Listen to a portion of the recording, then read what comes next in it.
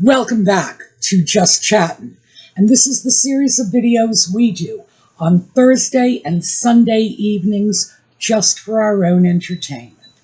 So for all you Audie fans, I don't honestly know where he is right now. Earlier today, he was sleeping in the hall, stretched out.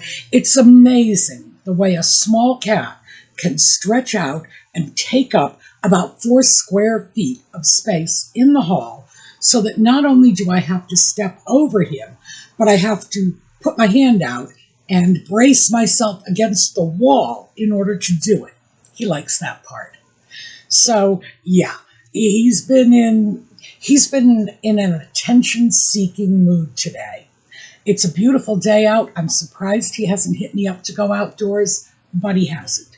So he may show up, he may not, I don't know. We are just going to hope for the best, take a quick break for the intro, and we'll be right back.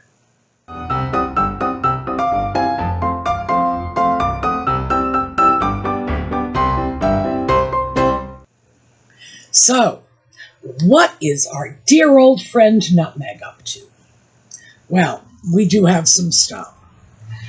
Following that horrific display a Nutmeg made in Switzerland, showing up, delivering a speech at what appeared to be a bus stop. It really did. I'm not being mean or catty about that. I really do think the people in the background were waiting for buses. And perhaps a handful of spectators who were probably largely staff or other people waiting for someone to give out free samples. I'm not sure. It was a very sparse crowd. Nutmeg gives a speech about the alleged harms of social media to children. Meanwhile, before she left, she made a point of snapping a mirror selfie of herself and her putative child kneeling at her feet, merchandising the clothing she was wearing. You can clearly see in the photo the label from the Armani suit she was wearing, the labels in the Dior shoes that she was wearing. Now, yeah, on one hand, she's complaining about keeping your children away from social media, while in the very same breath, she is posting pictures of her own putative child to social media. So the backlash was severe. It was harsh. That once again, she's using her putative children as merchandising tools, and that was pretty clear. The child gets the clicks, and then you go to the photo, and there's the Armani suit, there are the Dior shoes. Was Nutmeg paid by Armani or Dior? I don't think so. I think the whole point was that she would do this, give them a freebie, so they could see how valuable she would be as a brand ambassador. You know, not sure that was such a good plan. But in light of the clapback about merchandising the children, which I have to say was only part of it, the real core of this clapback was you're talking about harms to children as a result of social media exposure while exposing your own putative child. Don't you see the hypocrisy here? But of course, Nutmeg is not a deep thinker, so she won't look beneath the surface. She sees this merely as a complaint about her merchandising her children. So she and the Sussex camp clap back with, well, William and Catherine merchandise their children. We are going to look at that. But I thought in order to deal with this, to keep it in perspective, we need to understand, first of all, that this is same crap, different day. This goes back to something they have been carrying on about ever since the Oprah interview, that there's one set of rules for William and Catherine and another set of rules for poor, victimized Harry and Nutmeg. Yeah, there is. I'll give them that. William and Catherine are the Prince and Princess of Wales. One of these days, they are going to be King and Queen of the United Kingdom. Yeah, there are different rules for them. As well, there should be. It's not like I can go up to, St. James or Kensington or wherever it is they live, knock on the door and say, I'd like to live here too. That's just not the way it works. There are different rules for them because of who they are. Nutmeg feels somehow victimized because she's not getting the same treatment the future king and queen get. She probably feels victimized because she is not going to be the future queen. That's probably that at the heart of all of this, regardless. But yes, they do get treated differently. They have a bigger platform. They are certainly more treasured as national assets by the British people, as well they should be. And like I said, that's as it should be. That is to be expected. But it's not what Nutmeg was really trying to say. But again, she's not a deep thinker.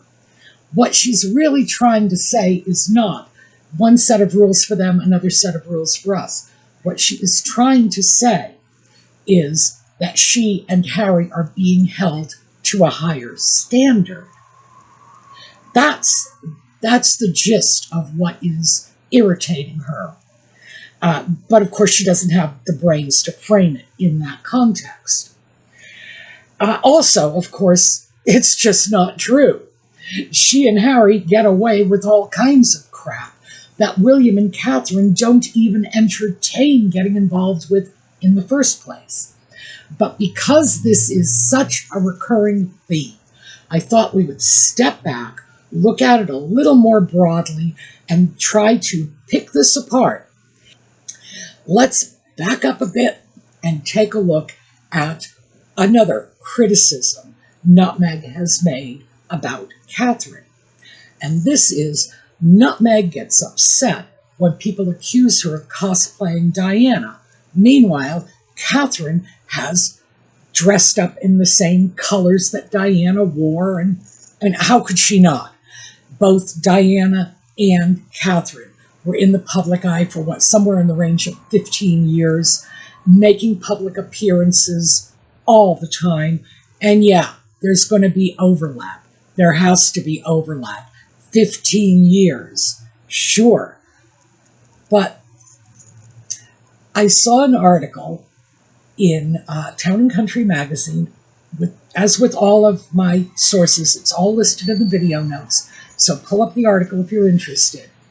And they said 54 times Catherine dressed like Diana. Interesting. Now, I pulled out 3 of what I considered to be the most spot-on instances of Catherine wearing an outfit similar to one Diana had once worn. I want to share those with you because this is the best. In terms of what was available to pick from, this is as good as it gets. And in this picture, we have Catherine and Diana both wearing houndstooth checks, and in red and white. Diana's had black and white too, but Catherine was wearing hers with black stockings, etc. So yeah, although I have to say, it's a classic Scottish pattern that is just, well, it's very, very British at this point. And if you wear that in red and white, that's what people are going to notice. So yeah, was Catherine dressing like Diana? Well, it looks that way. Was that her intent? I don't think so, because she was wearing a single coat, whereas Diana was wearing a suit. If she's going to wear a houndstooth check, she's going to look like she was dressed like Diana. The next one we have is Catherine and Diana wearing a red coat. That's it. 2 women wearing a red coat. Why does this look like a copied image? Well, Catherine's a tall, slender, attractive woman. Diana was a tall, slender, attractive woman. They wear that same coat, they're going to look alike. You know, I wouldn't mind if I could pull a coat off like that, but I'm not tall enough. I'm not thin enough. I'm not young enough. Come on. Yes, absolutely, I can see that. The next one, and again, I think this was pretty spot on. Both women are wearing a dark royal blue two-piece suit, double-breasted with a flowing skirt. Catherine's was pleated, Diana's was simply gathered. Yeah. But what is there about this? It's the colors that are attracting our attention. There were other examples in this. Like I say, they cited 54. I would have to say I only thought maybe 25 to 30% of them actually looked enough alike to be in this article, but that's my opinion. Was Catherine criticized for that? No. But the headline did say that Catherine was dressed like Diana. Clearly got noticed, got reported on. Did they say Catherine was cosplaying Diana? No. And here's why. It takes a little more than wearing the same outfit to be cosplaying someone. Let me give you a very quick example. While I was looking around for pictures of Diana, I came across this one. Diana in a Harvard sweatshirt. I have exactly that same sweatshirt. I do. I didn't wear it. I thought about wearing it, but I didn't wear it because it's a hot day out. It's not sweatshirt weather. But I promise you, I have that sweatshirt. You know why? And spoiler alert, it's not because I want to cosplay Diana. It's because I'm from Boston. That's why I have the sweatshirt. Come on. So, cosplaying someone requires, first of all, more intentionality and more than simply wearing the same outfit. So let's take a look at what the difference is. Let's start with the Christmas card that Nutmeg and the Sock Puppet released, what was it, 3-4 years ago?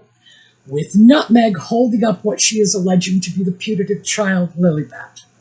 We've got that right next to Diana holding up Harry. This was intentional. This is not about what Nutmeg is wearing. This is not about what Diana was wearing. Is it about what the babies were wearing? Well, yeah, the babies are basically wearing the same little puffy sleeve dress. It's about the same pose being replicated by Nutmeg. And that's where people are saying one is cosplay, the other is merely the coincidence of, after Lord only knows how many public appearances, any two random women you pick are going to end up wearing the same outfit. It's just a numbers game. There are only so many styles, only so many colors. It's going to happen. Even if it's more than coincidence, even if it's just Diana wore that dress, I like it, I'm going to wear one myself. It's not cosplay. So we've got more, by the way. We have Diana and her picture on the cover of British Vogue, and I believe this was 92. I do remember when this came out. I think it was 92. Nutmeg's cover photo on the cut. Here you go. Yes, same clothing, same black turtleneck. But interestingly enough, Nutmeg, who was not wearing her hair pulled back at this time, pulls her hair back. Why? Because she needs to replicate that little pixie cut Diana had. Yeah, that is moving over to cosplay. And then we have a couple more classics. This one was also from The Cut, and we have Nutmeg wearing the same black and white outfit, no shoes, sitting in the same pose as Diana. That's cosplay. And then, of course, we have the one people always cite. Diana, with an open white shirt, sleeves rolled up, hands on hips, sunglasses hanging from the décolletage, and Nutmeg in exactly the same pose. Yes, Nutmeg is actively posing as Diana. That's the difference. Catherine was going about her business. She was not striking poses. Catherine was dressed in clothing similar to clothing Diana wore. Nutmeg was actively trying to conjure up images of Diana. Nutmeg was LARPing. It's like, I am LARPing my dead mother-in-law. Weird, but that's what it was. So I have to say that when Nutmeg says different standards, it's based on the fact that there were different behaviors. Nutmeg did not get criticized for simply wearing the same colors Diana wore. No, it went beyond that. And once people got enough of these Nutmeg LARPing Diana photos, then they went back and said, oh, look, it's the same colors, the same. She's just doing it here too. I don't know how many times she was actively doing it, but I do know I've just shown you some where I'm sure she was. So yeah, people are going to look at that and then pull other related images and say, oh, but here too. If she had not been role-playing Diana, nobody would have given those other images a second look. Just saying. And by the way, that article in Town and Country, 6 months ago, so it's recent. Okay, next up, and this is coming into the current batch of different rules for them, different rules for us allegations. Nutmeg's camp has come back with William and Catherine are merchandising their children too. They show images of their children to enhance their brand. Their brand is the royal family. The children's brand is the royal family. That is simply 21st century nonsense, the idea that everybody has a brand. No. William and Catherine release photographs of their children, and they have from the beginning. They do it on holidays, they do it on the children's birthdays, they do it on other special occasions, and it is right that they should, because these children, the little Waleses, are going to be the next upcoming generation of royals. They do this so that the people will have an opportunity to see the children growing up. When Charles was a young man, he was photographed for the public, along with Anne, and when Andrew and Edward came along, they were photographed for the public. William and Harry were photographed for the public. Harry complains about it. But Elizabeth and Margaret were photographed for the public back in the 1930s. This is simply what the royal family does. They put photographs out. Victoria started this tradition when she would put out images of her family. Usually they were illustrations. To be fair, they were not necessarily photographs. Put out illustrations of her family doing ordinary domestic things.